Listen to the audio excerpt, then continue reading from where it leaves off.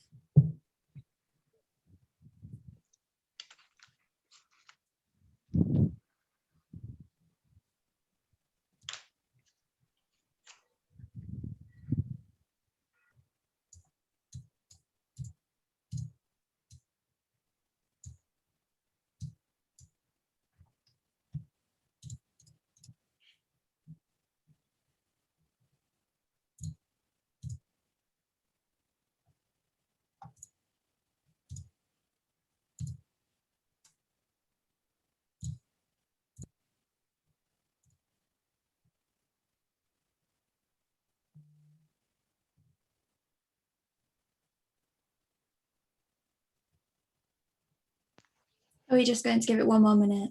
Yeah. Yeah. Okay. Hope everyone's okay. Let's just tuning in. Yeah, we've got currently 25 participants, which is great.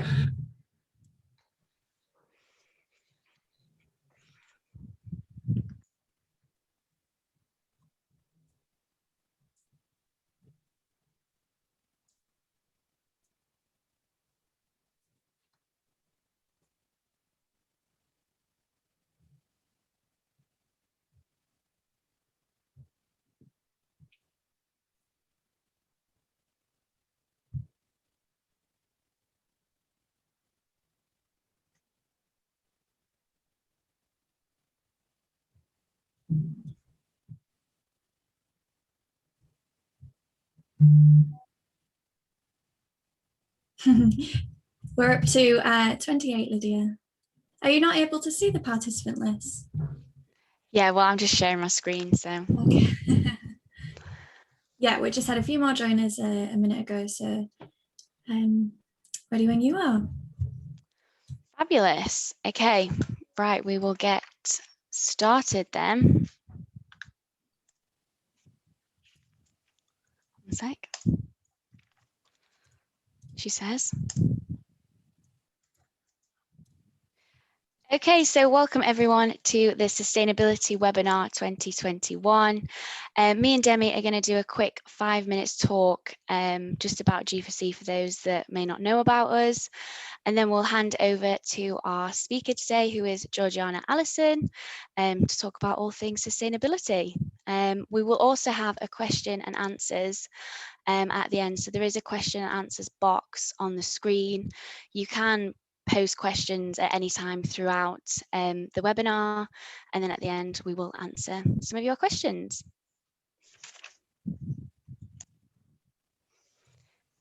Okay, so the G4C committee co-chairs for Yorkshire and Humber are myself and Demi, who you can see on screen. So I work for Henry Boot Construction and Demi works for East Riding Infrastructure and Facilities. Okay, so just a quick overview of what G4C is. So we are a young professional multidisciplinary organisation that has been formed to give young voices the platform to connect, collaborate and develop in their roles. As you can see, we have regions all over the UK with obviously a lot of multidisciplinary professions. So this is currently our national structure. As we now know from the benefit of connecting with people all over the UK through online webinars, there could be people listening from all over. So if you're not from Yorkshire and Humber, then you can connect with any of the chairs that are from your region.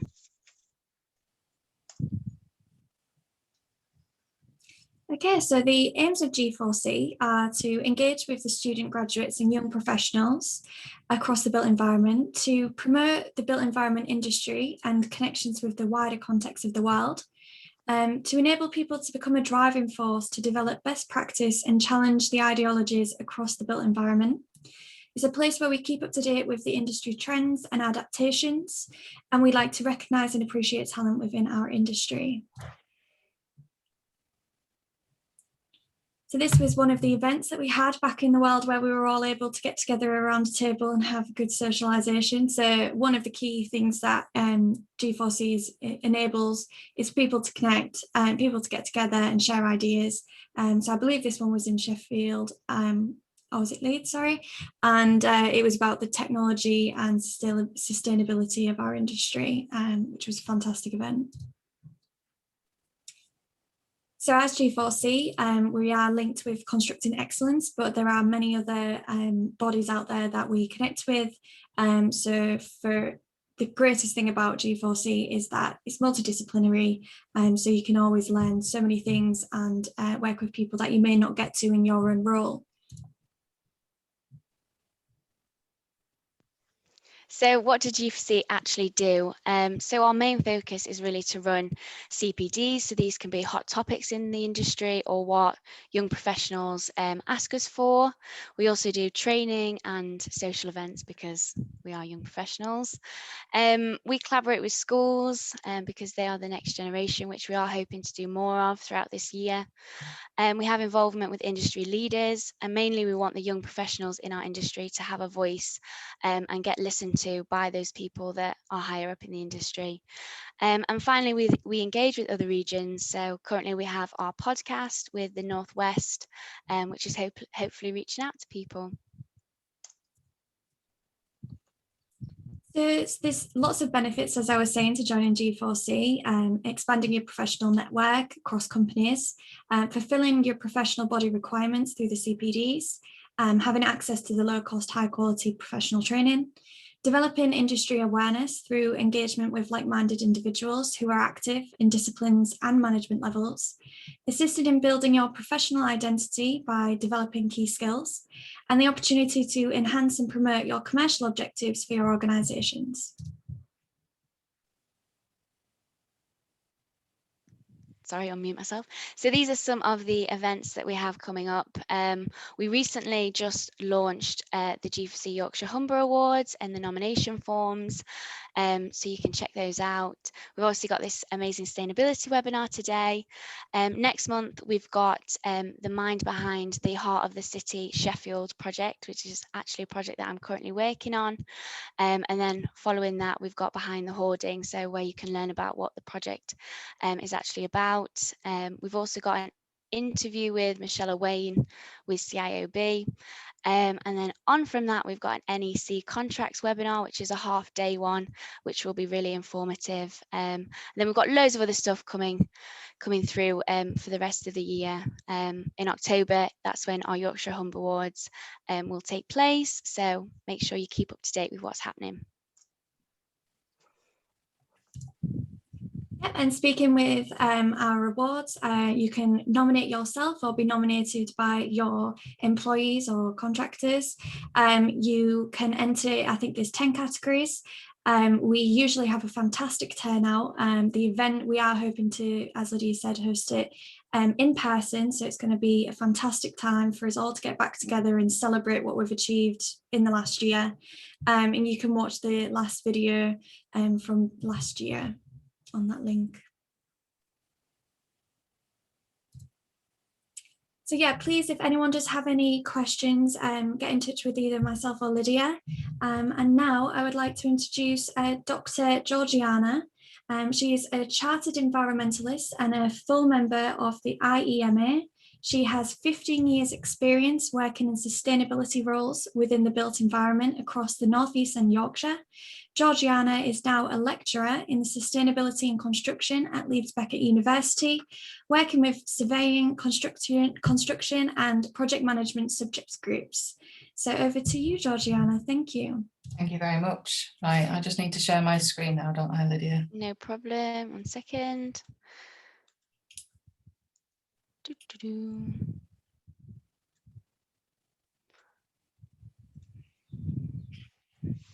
There you go, that should work now. Brilliant, thank you very much. Share that. I've not presented on Zoom before, so just bear with me. Right, can you see that? Great. Thank you very much for that really nice introduction. It's really nice to be here today. This is I did something very similar to the RICS a couple of months ago, so apologies if some of this content looks familiar if you attended that. There's probably it's probably about time now, a few months on after writing this, that I did a whole sort of refresh, because the implications of COVID continue to evolve. But I think essentially this does the job, and if you've got any questions, please ask them at the end. But eco-efficiency is something that I find really fascinating as a topic, or not really a topic, but as a phrase, because actually it's often what people mean when they talk about sustainability.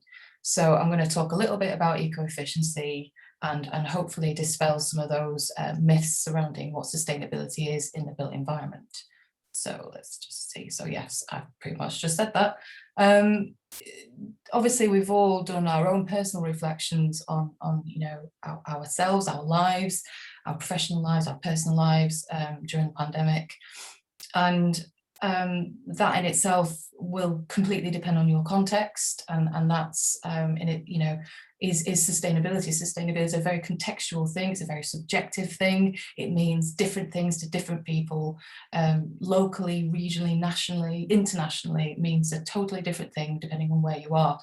But by and large, in the Western world, sustainability is perceived as some form of punishment, because it often means, or it's often interpreted to remove choice. And by the very nature of us having a choice is a very privileged position to be in. But of course we do have a choice, and we have a choice about how much we want to make the changes that need to happen. And I think a lot of it is about just simply doing less.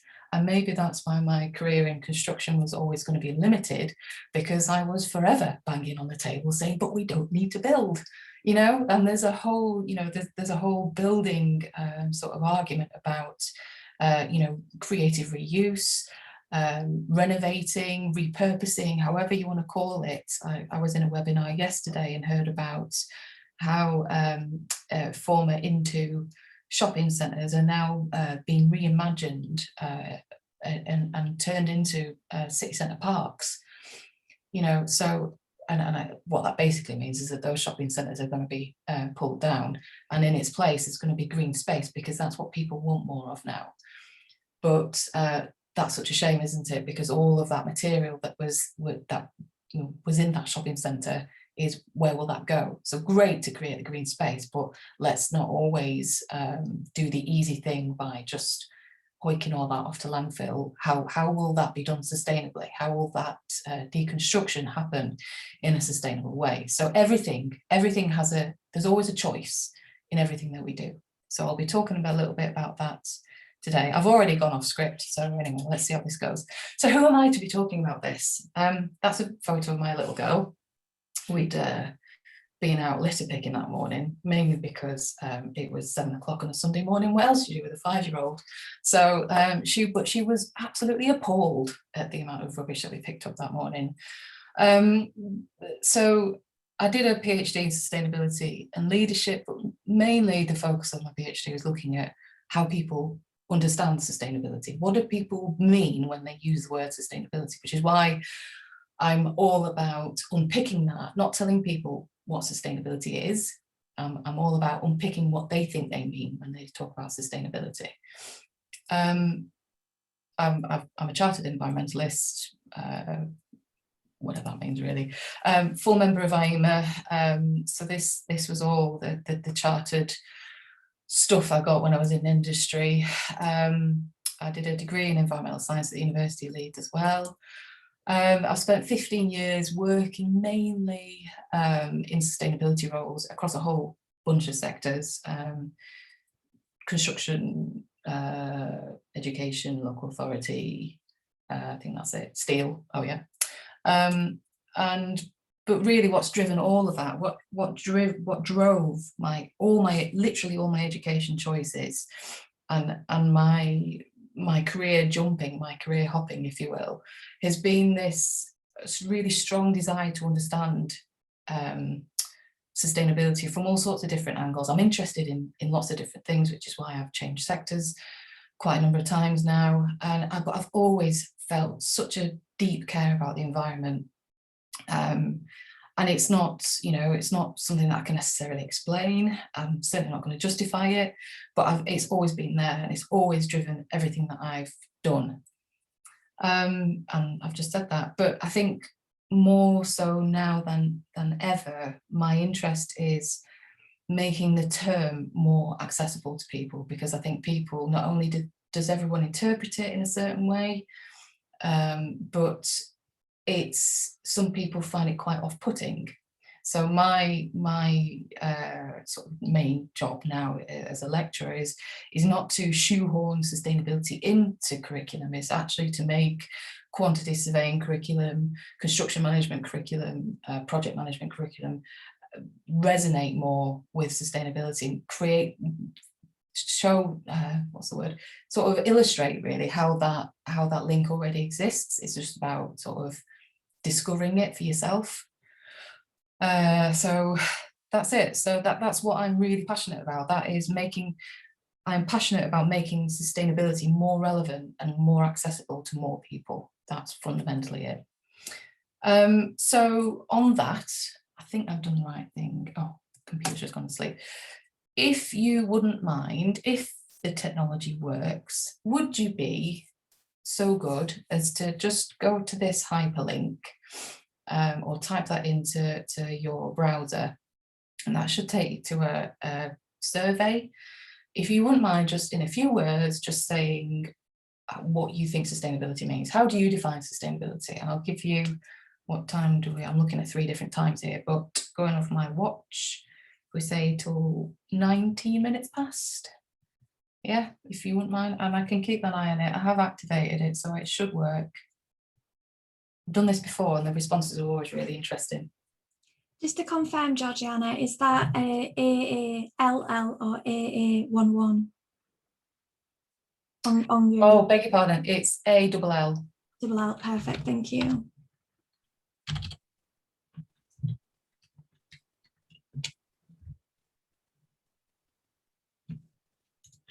I'm going to put a link into the chat. There's nothing yet, but I'm not worried. It should work.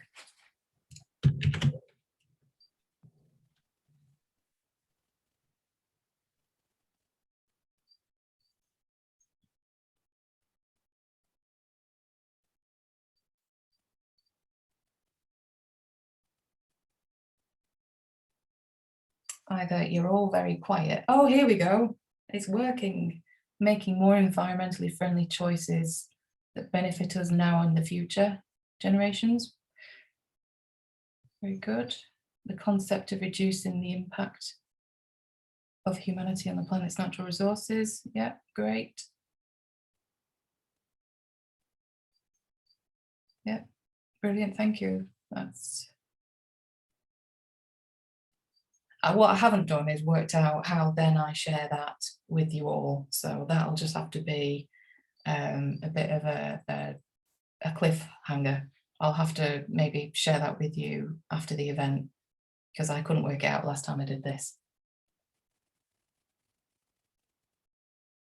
Yeah, had 9 people. Thank you very much.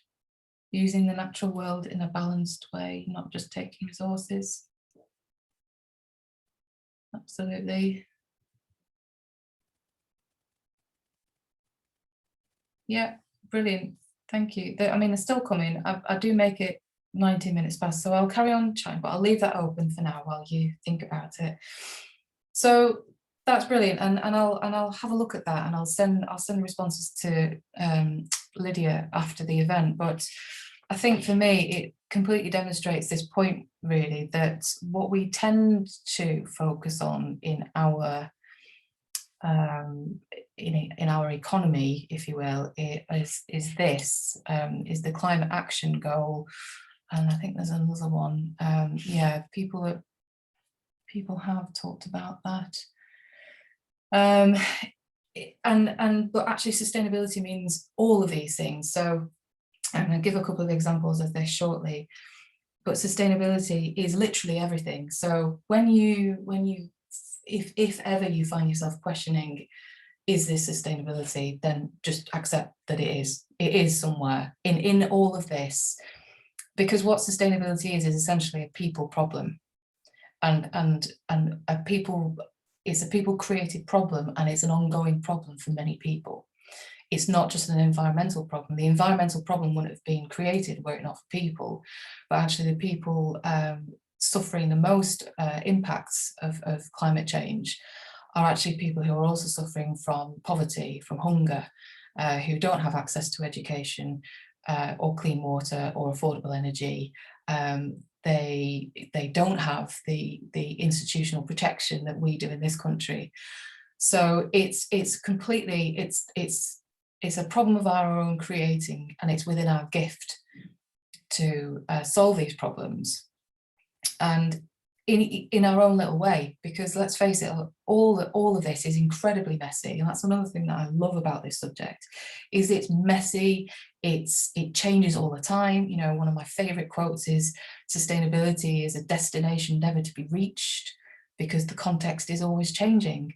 You know, if what was a problem 20 years ago, you know, when I sort of remember in the 90s that sustainability was largely about the introduction of the Agenda 21 following the Millennium Development Goals, and the introduction of recycling. I remember curbside recycling coming in, but we do that now. All right, we don't do it that well in some places, but you know, that we just expect to be able to recycle things.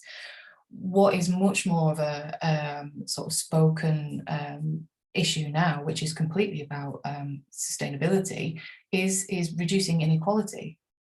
So it's changing all the time. It's messy, and if you find yourself only talking about sustainability in the context of climate, then you're narrowing the opportunities for yourself, because actually a well-designed building or a well-refurbished design building could address a number of these, and actually there's lots of certainly the BRE have mapped the SDGs against BREEAM.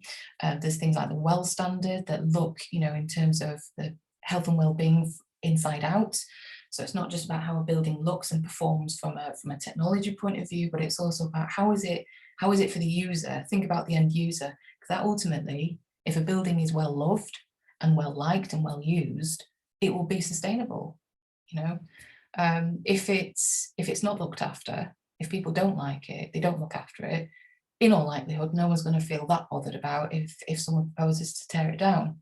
Like these shopping centres, who, you know, they will be laden with materials fit for reuse, but will anyone actually be suggesting that? Will anyone feel that strongly about that shopping centre staying up? So yeah, so I've no idea what my script was, but let's just plow on. So that's what sustainability is, and I would encourage you to have a look at these Sustainable Development Goals if you haven't come across them before, because there's a wealth of information on the website. It's a fantastic resource, and more now people are starting to really align themselves with these goals. So this is probably where I needed to do more updating, but you might remember at the start of the pandemic, and it was discussed yesterday, I can't remember where, someone's talking about, it might have been on the webinar I attended, but people, you know, were absolutely overjoyed and astonished at the seemingly rapid environmental recovery that we were seeing everywhere. So this was the air pollution in China, Venice, even last week, as recently as last week, there was another story on the BBC website about, I think was it dolphins in the canals, and even in, you know, certainly in this country as well, air pollution in London was, you know, reportedly, you know, clearing up so rapidly that, you know, people's you know, chronic lung issues were, you know, not as acute. So all this was, this was great, wasn't it? I certainly remember feeling really, really happy about this, because it felt like nature was getting a bit of a break. But it's not as simple as that, is it? Because sustainability isn't just cause and effect. It's not just, oh, there's a pandemic, people aren't doing everything that they were doing, therefore equals environmental recovery. It's actually a lot messier than that. There's multiple causes of our unsustainable society and multiple effects. And then the picture started turning, unfortunately, and heartbreakingly, back to our country, and was painting an incredibly bleak picture about child poverty and inequality, domestic violence, and then looking more globally about, actually, now that everyone's attention was on the pandemic and weren't looking at what was going on over there, people were exploiting that for their own financial gains. And there was a real surge in illegal deforestation in the Amazon rainforest. Not to mention all the redundancies and the financial and social implications of all those redundancies. And then just, you'll know yourself, how many times now do you go for your daily walk and see a face mask on the floor? So it's, for me, this is just case in point, really, of it's never just as clear cut. And that's, I think, challenging for the built environment, particularly for the sort of the disciplines that we tend to come from, where it is a bit more black and white, it's a little bit more sort of linear. Actually, sustainability is neither of those things. And if you think you're solving a problem over here, in all likelihood, you haven't thought about something over there. So actually, sustainability is about making the most informed decision that you can based on all the information that you've attempted to get.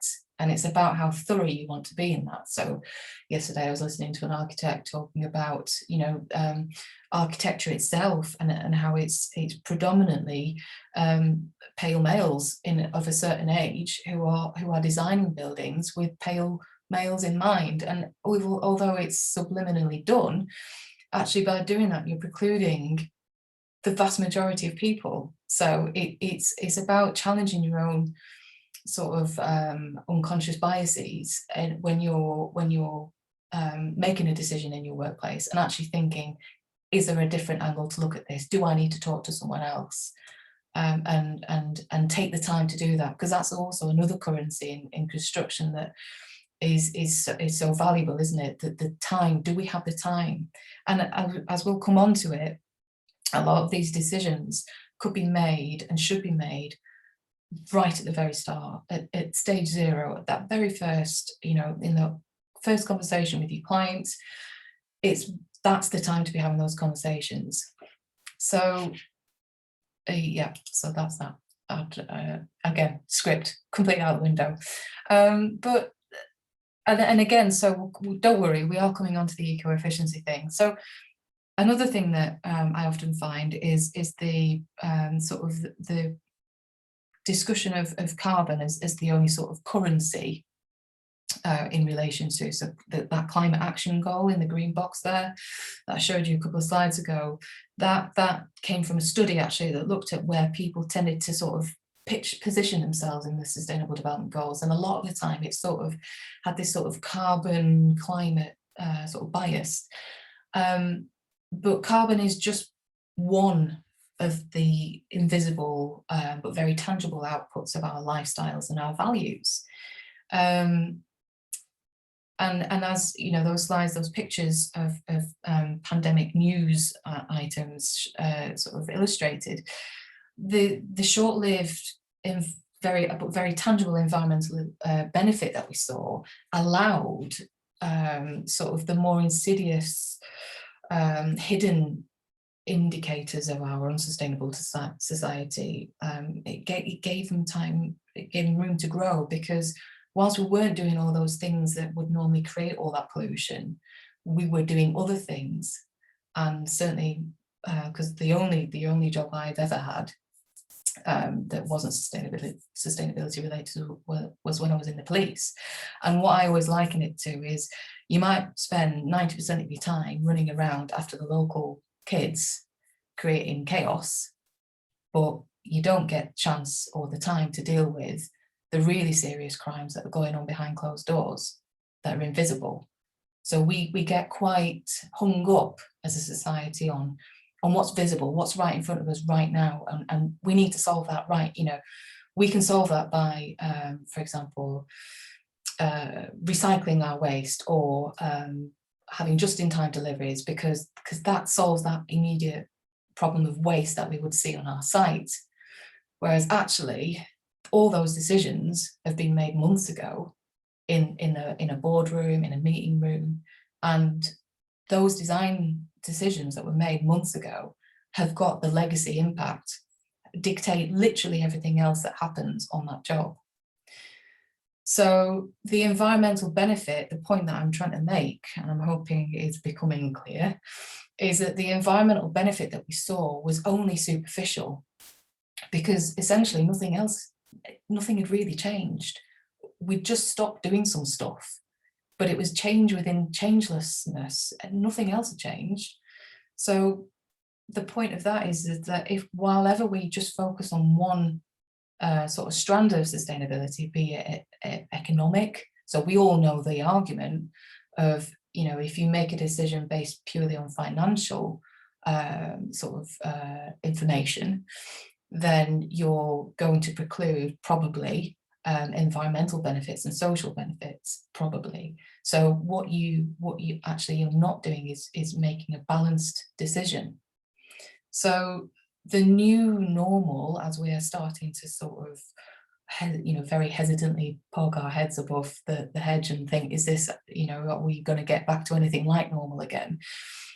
It may lead to some very significant mid to long-term changes, but not without their own set of impacts, because everything has an invisible trade-off, as I said earlier, and hopefully that again is becoming clear, that literally every choice that we make has a visible and invisible trade-off somewhere, and it might actually be thousands of miles away.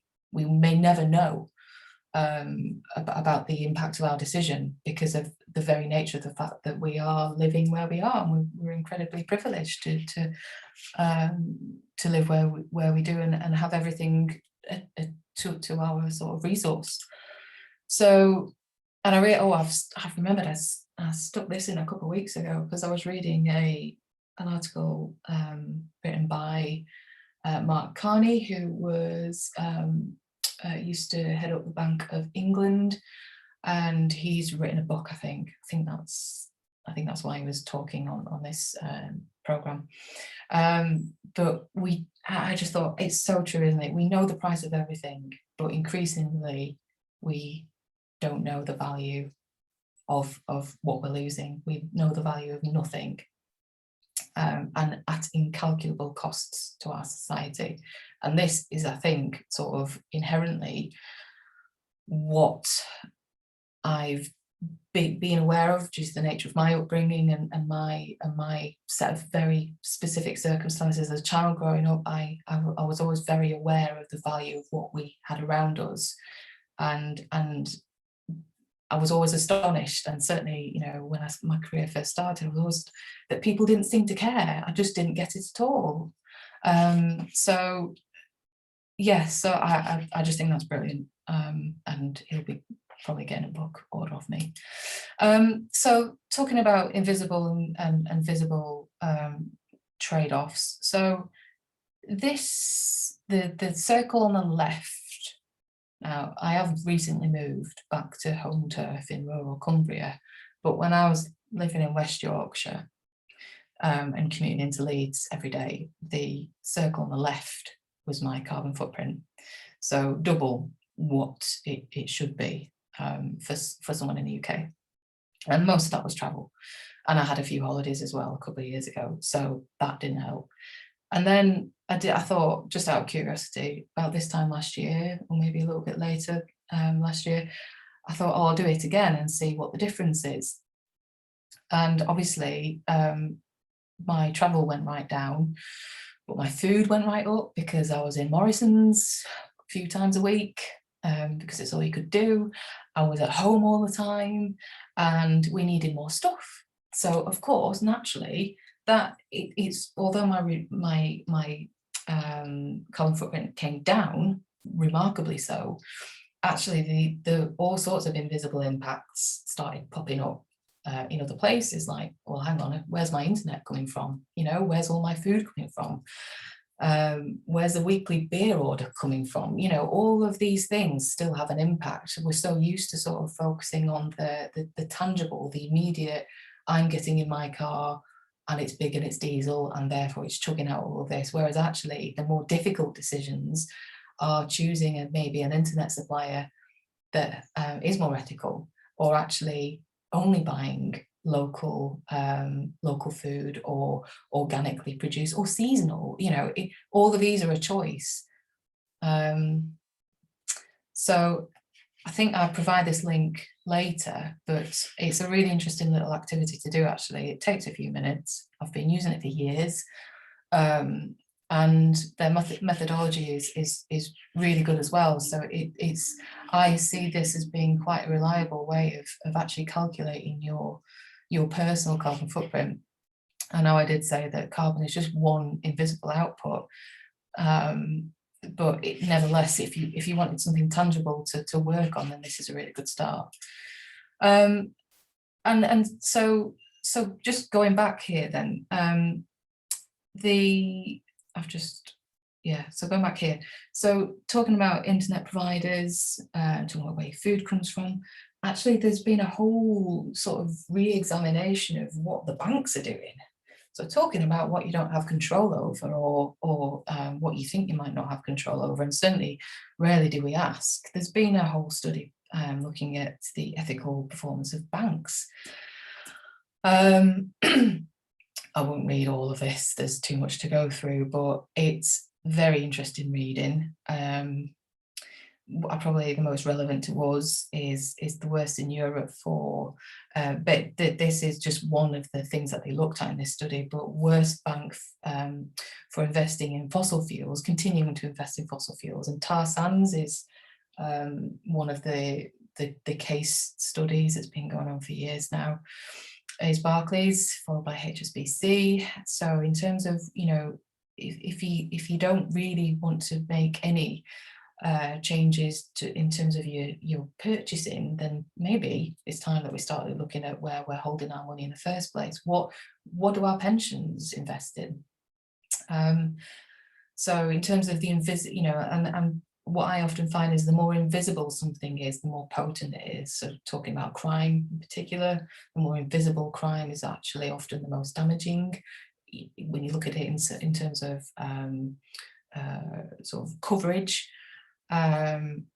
So it's interesting, and this is a really interesting study. So I think I do provide a link to it at the end. If I don't, I'll update the slides before I send them to Lydia.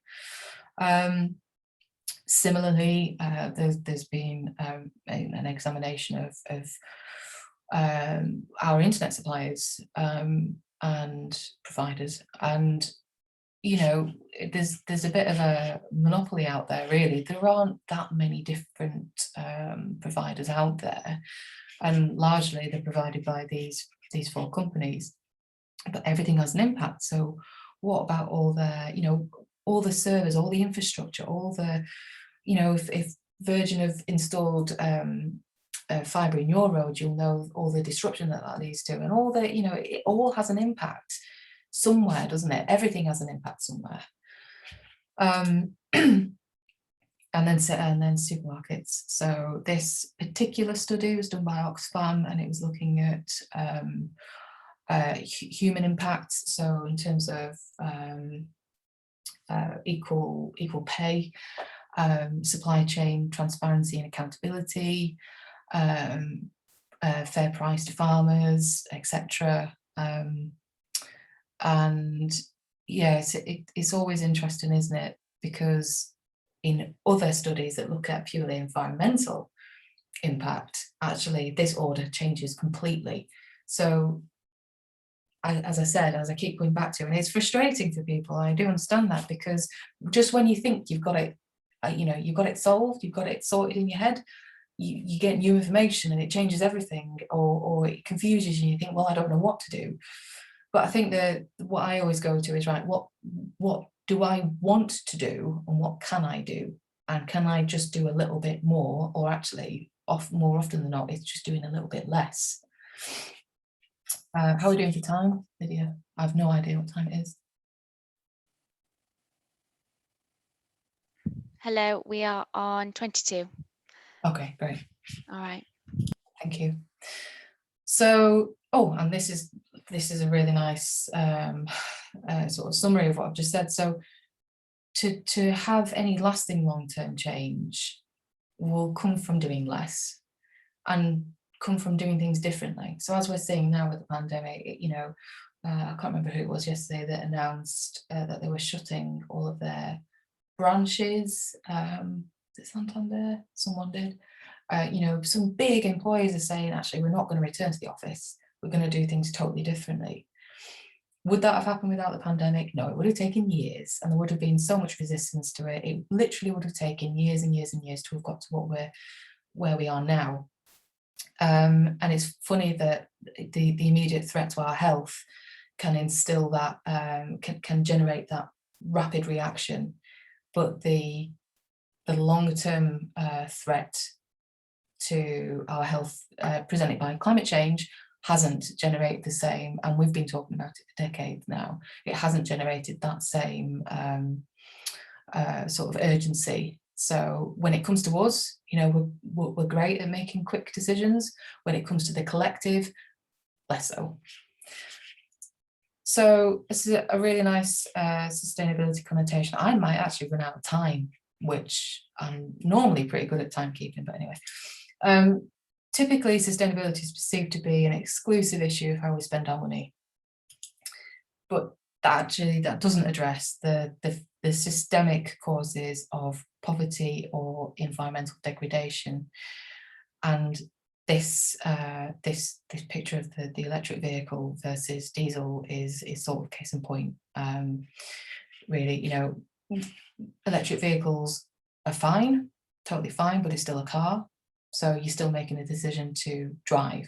Actually, the better decision altogether would be to not drive at all. It would be to either not make that journey, or do it by another mode of transport, because all those materials, all those heavy metals have to come from somewhere, and there's a real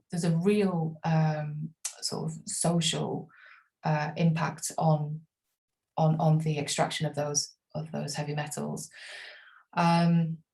So there's no such thing as a solution. It's not a cause and effect situation, like I said earlier. It's multiple causes, multiple effects, multiple solutions. So eco-efficiency, going right back to the start there, eco-efficiency is defined as doing more with less, and this is what largely certainly for the last 20 years, our more often than not, our sustainability narrative has sort of hooked itself upon, because what it does is it allows you, by focusing on your sort of waste on site, for example, by reducing waste to landfill, actually you're not having to address the much more difficult decision that happens right at the start. So what it does is it focuses on doing a bad thing better, rather than doing a better thing altogether. The better thing altogether is maybe actually not to build, or maybe if you need to build, then build it smaller. So our whole, certainly within the built environment, certainly within construction, we tend to focus on eco-efficiency. So just doing something, doing more with less, and doing a bad thing better. And that can create this sort of gloss over the need to do a better thing altogether. And this used to drive me bonkers, unhelpfully referred to as an initiative. If you refer to something as an initiative, you're naturally sort of pigeonholing it as a transient thing, something that's going to be, don't worry, we're just trying this out for a week or two, and we'll go back to normal after it. By initiative, it sort of has connotations of being temporary. But if you think about all those sustainable development goals, in the earlier slide, I question whether we need to use the word sustainability on a day-to-day basis at all, given that actually sustainability is about everything. And sustainability is about everything, and sustainability is absolutely about people. So focusing on carbon emissions is focusing on doing a bad thing better. Doing the better thing altogether is to actually treat people fairly and equally. And I was talking about heavy metals, but actually this is a great example as well of aluminium. So there's a site here in London, building site in London, designed to have some aluminium curtain wall. And actually this is a journey that aluminium goes on. So it's extracted here in Brazil. Aluminium is usually extracted from underneath rainforests. So problem number one. It's then put on a boat over to Norway, boat again down to Germany, on a truck through Germany, somewhere else in Germany, then on a truck across the continent, on a boat again across the channel, bish bash bosh across to Ireland, and eventually it turns up on site in London. That has an enormous, and that is what we call embodied carbon. So before it even gets to site, that's the carbon impact of that material choice, not to mention the people impact, sort of direct and indirect. So the people taking the aluminium out, and then all the pollution that causes along the way. Enormous. So it's absolutely about people. If we can't, what I always come back to, if students are looking at me really perplexed, is if we can't treat people with respect and care, the environment just doesn't stand a chance. If we can't treat each other in the way that we would want to be treated, you can forget it for the environment. It's about people. So I think I'll skip over this because I'm running out of time. RICS have done a lot on sustainability. I'll just say that for now. I think I'm going to end up going down a rabbit hole if I start talking about that.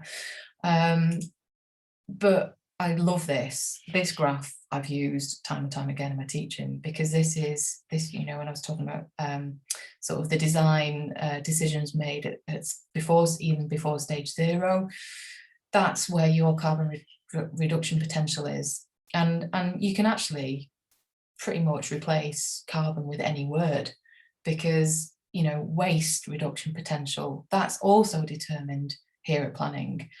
Impact on people, impact on anything, any sort of impact is determined at planning. What you can't do is rely upon, so I don't know if you can see my cursor, but I'm sort of hovering around the lighter orange. In my experience, people tend to focus their efforts on once the building's in operation. Oh, let's retrofit some solar panels, right? That'll undo everything that's sort of inherently embodied in this building, or in construction itself. And you'll all have seen it. Skips on sites, waste management. Yes, it's important. Of course, it's important, but don't rely on that to deliver you carbon savings, because that ship has sailed. By the time you're on site, if you haven't considered it until then your impact, as demonstrated by this UK Green Building Council graph, and again, I think I provide the reference at the end, you're really limiting it to just up to 20%. So build nothing. If you take away one thing today, it's build less, which I know is a difficult conversation to have in construction. So yeah, that's just there. I've already talked about that. I did a quick survey of my students. I basically did a quick content analysis of some of their coursework last year when they've been asked to talk about sustainability, and I had a few good uns who talked about not building, but the vast majority of them talked about technology. So that's given me plenty to work on. Passive House and BREEAM. Passive House and BREEAM are fine if you're going to do it properly. So we know, I think I'm coming to a close here, we know that the moral imperative, we know the moral imperative to respond. You know, it's there in front of us, you know, and we see it every day on the news, whether we realise it or not. You know, that we all know what we need to do. But actually, little is changing on a project level. And I can't quite work out whether it's just because people think, it's a bit tricky to do on this job, I'll do it on my next job, or you know, it's usually a combination of several things, but more often than not, it comes down to something called PowerPointing. And in academic literature, this is basically when people sort of say, oh, I can't, it's your job. So sustainability, when I was sustainability manager on 3 occasions, I had 3 jobs as that. The very problem of having a sustainability manager in an organisation is that people go, oh, sustainability is their job, rather than thinking, actually, it's just as much my job as well. So while ever we're sort of stuck, you know, focusing on this sort of eco-efficiency term, implicitly or not, we're sort of always thinking about the end of what is a very long decision-making process. And what we need to do is go, right, stop thinking about the tangible output and start thinking about the very start of that decision. So it's either, do I just jump in the car, or do I walk, or do I just not bother? Or do I need to build? You know, it can be from the minutiae of day-to-day living, or it can be massive, like, do we actually spend £200 million building something? And I think this is something important as well, that you might know your client, you might have a really good relationship with your client or your colleagues, but do you really challenge each other on what you perceive sustainability to mean? I'm going to really, this is problematic to me. So case in point about, this was lifted from an ITT, that was a project that I was involved in a couple of years ago. And I had so many problems with this, mainly the fact that sustainability had been explicitly mentioned. Because once you explicitly mention it as a word, you naturally have therefore put it in a box. But actually, all of these things are about sustainability, aren't they? Every single one of those things is about sustainability. And the fact that it's given 5% is just adding insult to injury, quite frankly. But of course, soft landings and commissioning is part of sustainability. Everything, price is about sustainability. So if you view it as a thing, that is the fundamental problem, because it should be seen as the thing. Oh, I rewrote it, but we don't have time. We don't have time to go through this. That was a fun night when I rewrote that. And I think as well, this is a really nice quote from a director of estates in the Yorkshire region, let's say. So speaking of spending, you know, millions of pounds, hundreds of millions of pounds on a capital project, actually says, oh, we only ever receive compliments about the really, like, the peanut stuff, the stuff that costs maybe a couple of £1,000s, because it's in the public realm and people see it and people value that stuff. Rarely do we receive anything complimentary about our massive buildings, only people chinning about what isn't quite right. It's interesting, isn't it, that that quote about we know the value, we know the price of everything but the value of nothing. Actually, this to me says our values are there, they're not represented in design. So I don't think we've got time for this. This was another bit of research, just tinkering about that I did. I think fundamentally the sustainability needs to sort of move from, oh, we have to do this, we have to do BREEAM, we have to do this sort of prescriptive process. It has to move from something that is seen as a bit of a task to something that actually people really want to do. So rather than a chore, it's actually, I'd really love to do this on this job and let's make it happen. So a bad thing better versus a better thing. So concluding slide, you'll be delighted to know. So takeaways from today, I think, is challenge yourselves not to use the word sustainability. It's really interesting that, and I've been sat in lots of meetings over the years, I actually stopped telling people what my job role was when I was sustainability manager, because I just, their whole manner changed, towards me changed completely. Whereas if I said I worked in the estates department, totally different response. So actually using the word sustainability sometimes can be really unhelpful. Be an advocate for doing the better thing. The better thing needn't just have to be something to do with the environment. If it's better for people, then more than likely it's going to be good for the environment and it's going to be good for your pocket. And truly consider your impact and your sphere of influence. And that's something that I've always felt since I was my daughter's age. You know, I've always felt quite, I don't know where it came from, but I've always felt as though I've got a lot of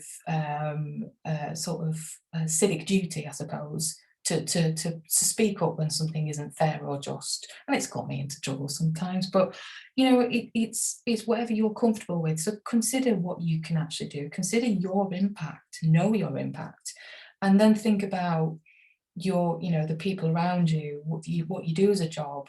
You know, I've got a student at the moment who's a quantity surveyor, and he wants to do more about sustainability, but he wants to do that as part of his existing role, not to retrain. So it's about thinking of your personal, professional sphere of influence. So I think that's it. Oh, one more. I think I said this as well earlier, that, you know, it's become very obvious that we are capable of rapid action when the incentive is more tangible. And lockdown has provided us with an unprecedented opportunity to value, you know, what we have in our home, in our local community, in our country. And we've acted locally. You know, there's been a lot of focus on localism, which is fantastic. But we have to think about the global picture as well, and actually appreciate everything that we have in all sorts of currencies, not just financial, but everything that we have, and to think globally about what we can do through our professional or our personal lives. So yes, there's the links. Most of them. I don't think I've actually added in everything there. Apologies for that. So that's it. So thank you very much. I hope that made sense. It's the end of a very long teaching block for me, and I'm running out of brain space. So sorry if I went off on tangent. I mean, to be fair, I often do anyway. But I hope you found that interesting. And thank you very much for having me. Thank you so much, Georgiana. That was really, really interesting. I mean, I don't know about anyone else, but it really opened up my eyes. One thing I wrote down on my piece of paper is a phrase that you said, which was, "This is a people's problem, but it's an ongoing problem for many people." And I'm going to keep that in my head, because that was really interesting. I don't think we have time for maybe just one. Yeah. Maybe just a top question, if you can see it. Oh gosh. Or pick one.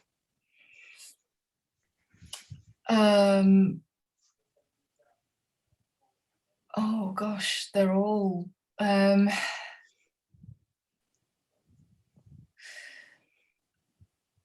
be honest with you, I think they're all, I've had these type of questions before about sort of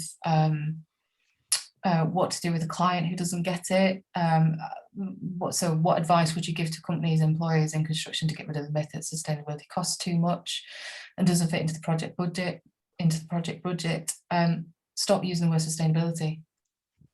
Basically, just stop using that word and actually think about what's the better thing to do here for the end user.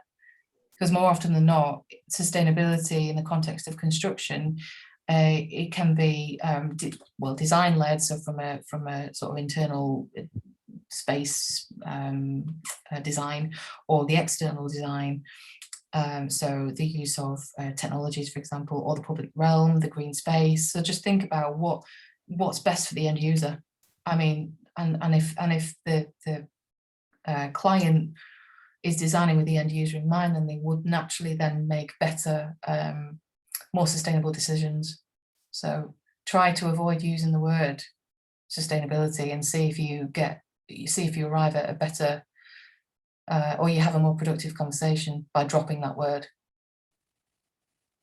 So yeah. Amazing. Well, thank you so much. We're going to end it there. We have recorded this webinar, so it will be available on our YouTube, and I'll post it on all our social medias as well. I know there's a few questions and stuff, so we'll send all the links, the PowerPoint and all of that jazz. So thank you everyone for listening, and thank you so much to Georgiana. It was an amazing webinar, so thank you very much. My pleasure. Thank you very much.